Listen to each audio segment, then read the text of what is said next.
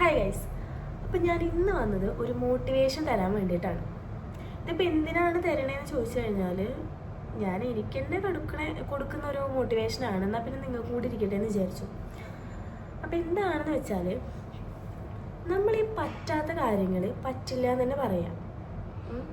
അതിനിപ്പോൾ ഓപ്പോസിറ്റ് ആളെന്ത് വിചാരിക്കും അല്ലെങ്കിൽ അവരുടെ റിയാക്ഷൻ എന്താവും എന്ന് വിചാരിച്ചിട്ട് നമ്മളത് മിണ്ടാണ്ടിരിക്കേണ്ട ആവശ്യമില്ല. എനിക്കിപ്പോൾ ഇത് ഇഷ്ടമല്ല എന്നാണെങ്കിൽ ഞാനത് ഇഷ്ടമല്ല എന്ന് പറയും. നിന്നോടിപ്പോൾ ഇത് ചെയ്യേ അല്ലെങ്കിൽ നീ ഇപ്പോൾ അത് പോയാൽ അങ്ങോട്ടാക്കുക ഇങ്ങോട്ടാക്കുക അതിനൊന്നും നിന്ന് കൊടുക്കേണ്ട ആവശ്യം നമുക്കില്ല. സത്യം പറഞ്ഞാൽ ഇപ്പം ഞാൻ അത് ആരാണെങ്കിലും ശരി, ഇപ്പം നമ്മളെപ്പോലെ തന്നെ അത് അവിടെ വേറെയും കുറേ ആൾക്കാരുണ്ടായിരിക്കും. അപ്പോൾ നമ്മൾ തന്നെ ചെയ്യണം അല്ലെങ്കിൽ നമ്മൾ തന്നെ ഇതാക്കണം എന്നുള്ളൊരു ആ ഒരു വാശിക്ക് നമ്മൾ നിന്ന് കൊടുക്കാണ്ടിരിക്കുക. ഇപ്പം പറ്റില്ല എന്നാണെങ്കിൽ പറ്റില്ല എന്ന് തന്നെ പറയാം. അതിനിപ്പോൾ ഞാൻ എന്ത് പറഞ്ഞാലും അത് ചിലപ്പോൾ നമ്മൾ മിണ്ടാണ്ടിരുന്നിട്ടാണ് റിയാക്ഷൻ കൊടുക്കണമെന്നുണ്ടെങ്കിൽ അത് അങ്ങനെ തന്നെ കൊടുക്കുക. ഇനിയിപ്പോൾ അതിന് എന്തെങ്കിലും ഓപ്പോസിറ്റ് പറഞ്ഞിട്ടാണ് റിയാക്ഷൻ കൊടുക്കണമെന്നുണ്ടെങ്കിൽ അത് അങ്ങനെ തന്നെ കൊടുക്കുക.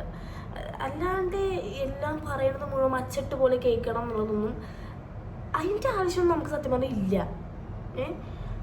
എനിക്കിപ്പം പേഴ്സണലി അങ്ങനത്തെ കുറേ അനുഭവങ്ങൾ ഉണ്ടായിട്ടുണ്ട്.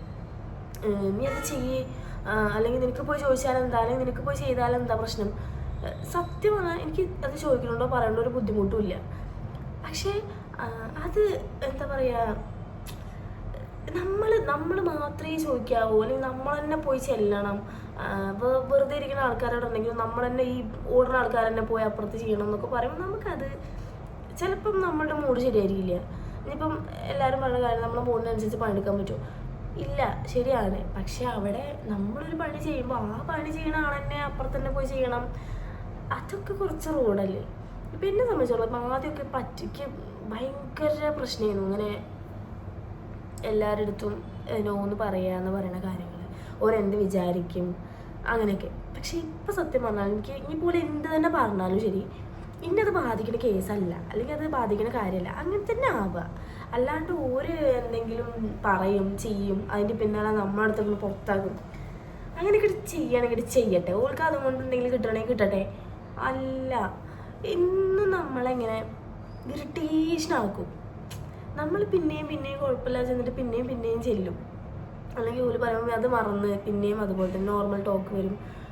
പക്ഷെ അതിൻ്റെ ഇടയിൽ കൂടെയൊക്കെ നമ്മളിട്ട് ഇങ്ങനെ കുത്തും. ഇപ്പം എനിക്ക് പേഴ്സണലി അറിഞ്ഞ കുറേ കാര്യങ്ങളുണ്ട്. നമ്മളടുത്ത് നിൽക്കുന്ന പോലെയല്ല നമ്മൾ ബാക്കിൽ നിന്ന് കുത്തുന്നത്, അത് വേറെ രീതിയിലാണ്. അപ്പം നേരിട്ട് കാണുമ്പോൾ എന്നോടൊരു പ്രശ്നമില്ല, ഭയങ്കര ഡീസൻ്റ് ആണ്, ഒരു പ്രശ്നമില്ല.